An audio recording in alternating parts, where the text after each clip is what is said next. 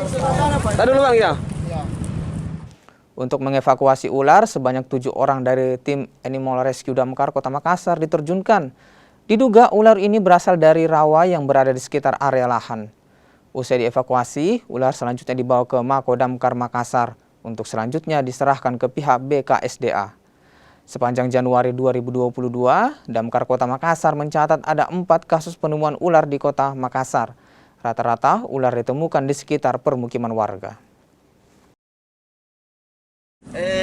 Awalnya tadi dari dekat-dekat dari sini, pas penggalian mengarah ke sana. Dapat laporan dari mana, Pak? Kebetulan tadi dapat laporan dari orangnya kelurahan. Bilang ada ular ya? Iya. Ini ular apa Pak jenisnya ini? Ini jenisnya sejenis ular sanca. Ular sanca. Berapa meter kira-kira ini Pak? Kurang lebih 5 meter. 5 meter. Memang di situ masih banyak rawa-rawa Pak ya, atau pekarangan atau apa? Kalau di sebelahnya mungkin masih banyak rawa-rawa. Selanjutnya mau dibawa kemana ini Pak ularnya?